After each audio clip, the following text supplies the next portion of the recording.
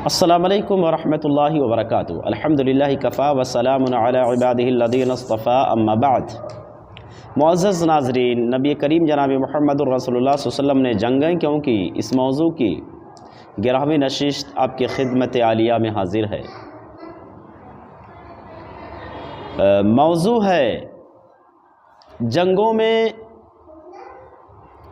نبی کریم جناب محمد الرسول اللہ صلی اللہ علیہ وسلم کی امانت داری، وعدوں کی پاسداری، جنگوں میں نبی کی وعدے وفا، ایک غیر معمولی چونکا دینے والا واقعہ غزوہ بدر کا واقعہ ہے۔ مسلمان دشمنوں سے جنگ لڑنے کے لیے مقام بدر میں موجود ہیں۔ حضرت حذیفہ بن یمان رضی اللہ تعالیٰ عنہ اور ان کے والد جنگ میں شریک نہ ہو سکے، جنگ سے پیچھے رہ گئے۔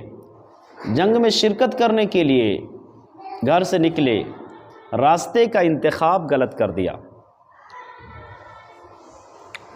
اس راستے سے وہ جنگ میں شامل ہونے کے لیے آ رہے تھے جس راستے پر دشمنوں کا لشکر تھا۔ اچانک دشمنوں کے لشکر سے آ کر کے ملے، ابو جہل کے لشکر سے مل گئے، اور ابو جہل کے جاسوسوں نے حضرت حذیفہ رضی اللہ تعالیٰ عنہ کو گرفتار کیا۔ گرفتار کر کے ابو جہل کی خدمت پہ پیش کیا۔ حضرت حذیفہ رضی اللہ تعالیٰ عنہ بیان کرتے ہیں کہ جان بچانی تھی اس لیے جھوٹ بولا۔ ابو جہل نے کہا کہ حذیفہ کہاں جا رہے ہو؟ حضرت حذیفہ نے کہا کہ دیکھو میں تجارت کی غرض سے گیا ہوا تھا، نکلا تھا گھر سے اور اب واپس جا رہا ہوں۔ ابو جہل نے کہا سچ بولو۔ حضرت حذیفہ بیان کرتے ہیں کہ میں نے کہا میں سچ بولتا ہوں۔ کہا کہیں ایسا تو نہیں کہ مسلمانوں کے لشکر میں شریک ہونے کے لیے جا رہا ہوں؟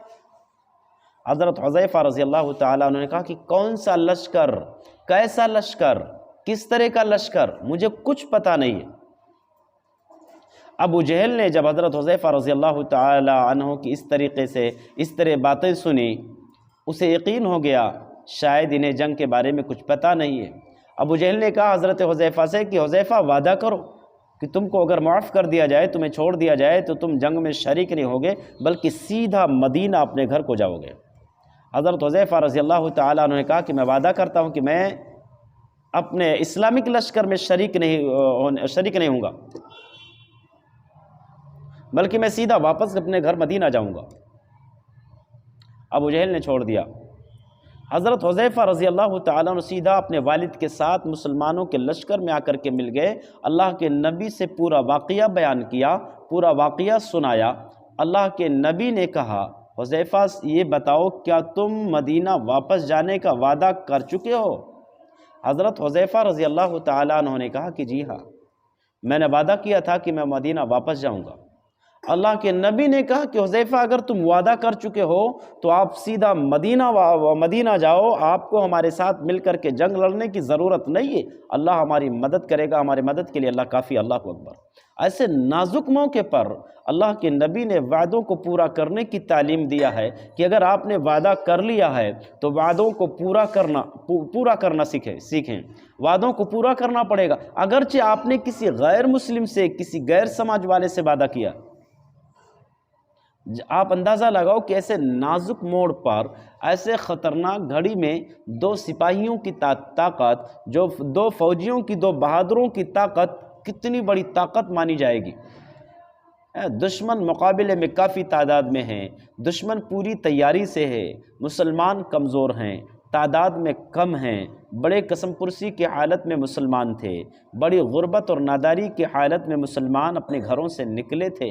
مسلمانوں کے پاس کوئی تیاری نہیں، کوئی ہتھیار نہیں، کسی کے پاس نیزہ ہے، کسی کے پاس تلوار ہے، کسی کے پاس تیر ہے تو کمان نہیں ہے، کوئی تیاری نہیں۔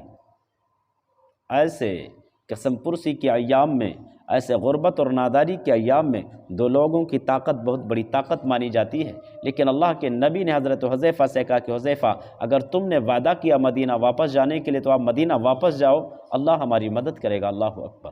حضرات، نبی کریم جناب محمد الرسول اللہ صلی اللہ علیہ وسلم نے جنگوں کے اندر جو اعلیٰ اخلاق، جو اعلیٰ کردار کا مظاہرہ کیا ہے، پوری تاریخ انسانی سے چیلنج ہے کہ تاریخ انسانی ایسے انسانیت نوازی کا ثبوت نہیں پیش کر سکتی۔ دنیا کے کسی بھی جنگ میں، دنیا کے کسی بھی معرکے میں ایسے اعلیٰ اخلاق نہیں پیش کر سکتی۔ آج دنیا جو ہے امن و امان، چین و سکون کا رٹ لگاتی ہے، نعرہ لگاتی ہے، لیکن جب میدان جنگ میں اترتی ہے تو خونوں سے ہولیاں کھیلتی ہے۔ قربان جائیے محمد الرسول اللہ صلی اللہ علیہ وسلم کے اعلیٰ اخلاق پر، محمد الرسول اللہ صلی اللہ علیہ وسلم کے جنگوں پر۔ آپ صلی اللہ علیہ وسلم نے جنگوں کے اندر جن انسانیت نوازی کا ثبوت دیا ہے، جن اعلیٰ اخلاق، اعلیٰ کردار کو پیش کیا ہے، اللہ کی قسم پوری تاریخ انسانی دنیا کے کسی جنگ میں ایسے اعلیٰ اخلاق نہیں پیش کر سکتی۔ تلواروں کے زیر سایہ بھی اللہ کے نبی نے جو ہے انسانیت پر رحم کرنے کی تعلیم دی ہے، اور ایسے نازک اور خطرناک گھڑی میں بھی اللہ کے نبی نے وعدوں کی وفاداری کی تعلیم دی ہے۔ آپ اندازہ لگائیں کہ وہ محسن انسانیت کیسی شخصیت تھی جس کو آج دنیا بدنام کر رہی۔ بہرحال ہم اللہ سے دعا کرتے ہیں کہ بار الہ ہم تمام لوگوں کو، ہم مسلمانوں کو بھی اور غیر مسلموں کو بھی، ہر سماج کے لوگوں کو محمد الرسول اللہ صلی اللہ علیہ وسلم کی سیرت طیبہ کو پڑھنے کی، سمجھنے کی اور اپنے زندگی کے تمام گوش اور ناحیوں میں فالو کرنے کی توفیق عنایت فرمائے۔ آمین۔ السلام علیکم ورحمۃ اللہ وبرکاتہ۔